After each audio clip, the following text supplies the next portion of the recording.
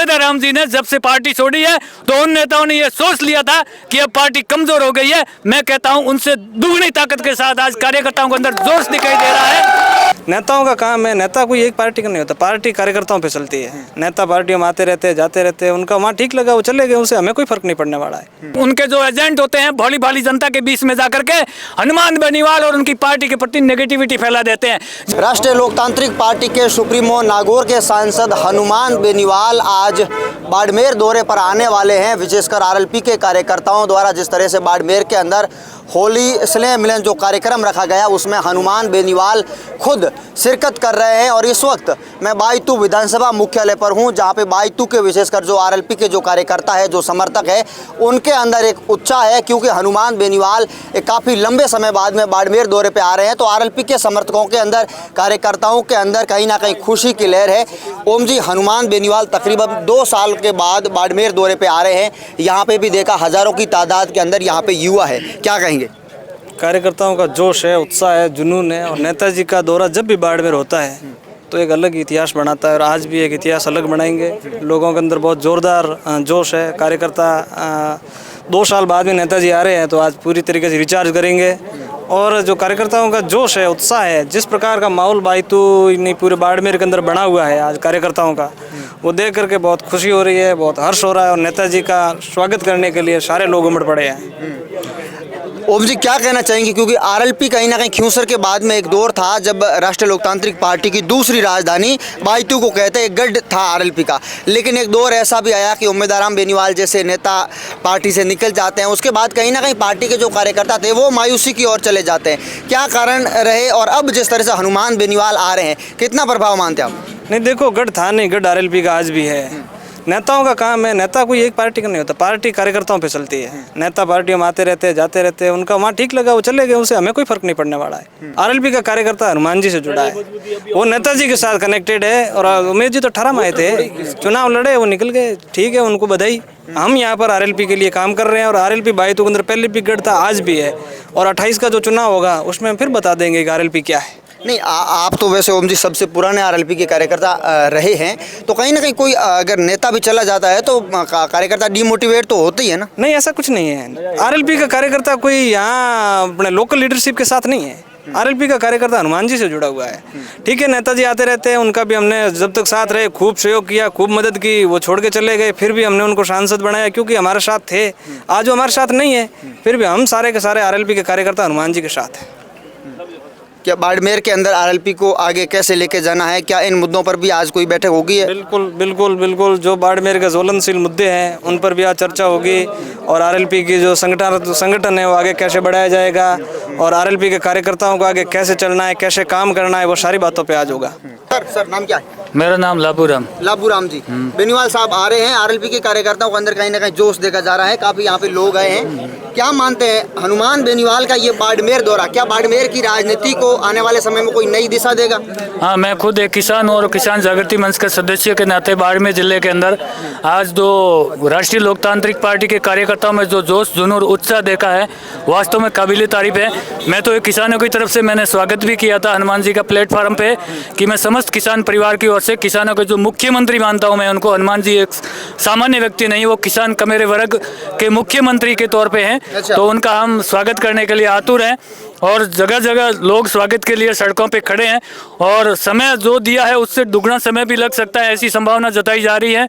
लेकिन लोगों की अंदर आज जो मैंने जोश और जुनून देखा है वो वास्तव में काबिल तारीफ है। ऐसा किसी देश के मुख्यमंत्री या प्रधानमंत्री के आने के लिए भी मैंने नहीं देखा है वास्तव में, क्योंकि जो हनुमान बेनीवाल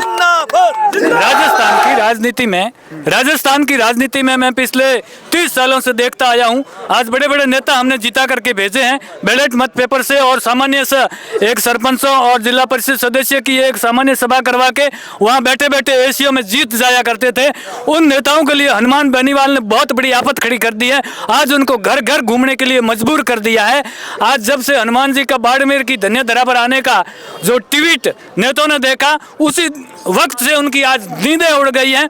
वो रात भर अपने जो भी कार्यकर्ता और जो भी टीम थी उनको अलर्ट मोड पे रख दिया है कि कोशिश रहे पूरी ध्यान रखा जाए कि आज हनुमान बेनीवाल बाड़मेर आ रहे हैं, कुछ बहुत बड़ी क्रांति होने वाली है।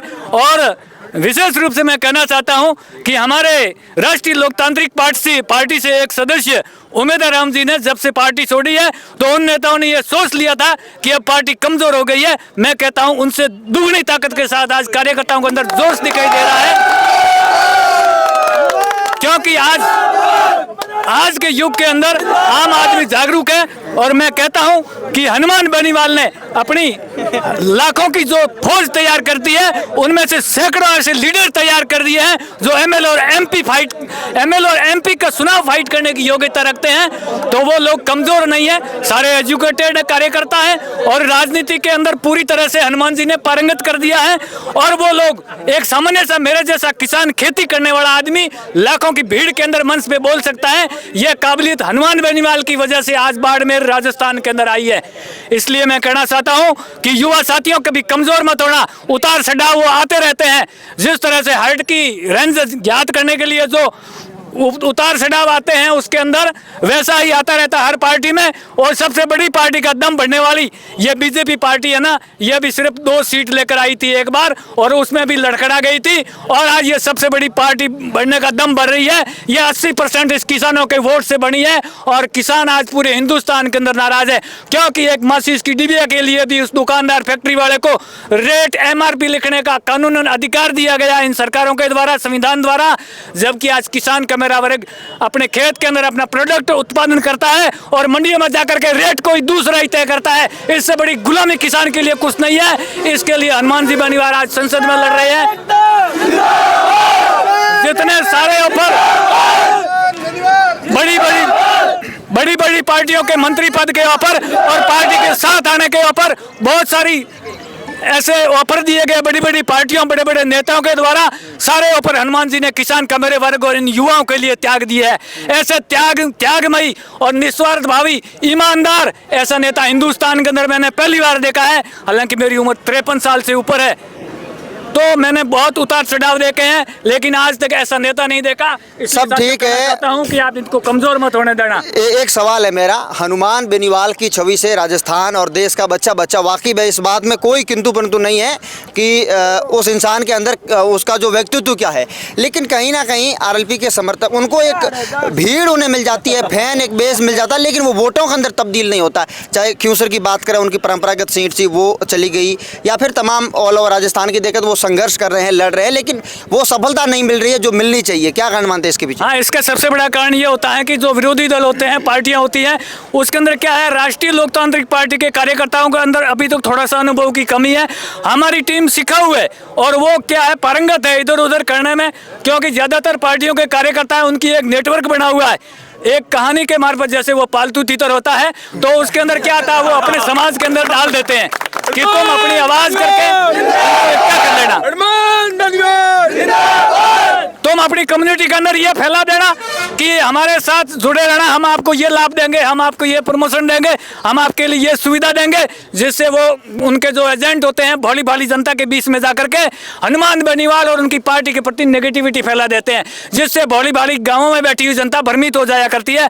हकीकत में जिन लोगों ने हनुमान जी के संघर्ष को देखा है और वो सुविधाएं जो हनुमान जी ने आम आदमी, किसान वर्ग, युवा वर्ग के लिए लड़ाइयाँ लड़ी है, जिनको मालूम है वो लोग बिल्कुल 1% भी डिगने वाले नहीं है। मैं सबसे बड़ा उदाहरण देता हूँ, आज मैं किसान हूँ, मेरे खेत के अंदर इसबगोल जीरा सब बोया हुआ है।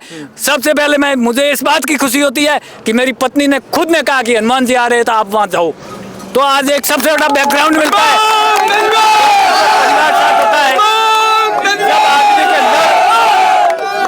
बिल्कुल। ये RLP के तमाम कार्यकर्ता है, समर्थक है, हनुमान बेनीवाल का बायतू के अंदर भव्य स्वागत करने के लिए आतुर है। और ना सिर्फ ये स्वागत बायतू के अंदर होगा बल्कि इससे आगे भी कवाश और उत्तरलाई बाड़मेर होते होते जैसे रास्ते के अंदर तमाम RLP के जो समर्थक है वो हनुमान बेनीवाल के लिए वहाँ पे स्वागत के लिए आतुर है, इंतजार कर रहे हैं।